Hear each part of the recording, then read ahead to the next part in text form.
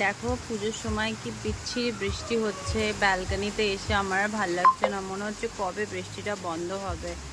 তার মাঝখানে দেবপ্রিয়র আবদার হয়েছে কি তুই তো সব জিনিসগুলো সোশ্যাল মিডিয়াতে পোস্ট করিস, তো ওর কিছু জিনিস এসছে যেগুলো ওর ফেভারিট, অ্যাকচুয়ালি ওর ইলেকট্রনিক্সের জিনিস খুব পছন্দ, তো সেগুলো এসছে, তো সেগুলো এখন আনবক্সিং চলছে, তো সেগুলো আমাকে ওকে দেখাতে হবে, তো সেই কারণে চলো তোমাদেরকে দেখাই।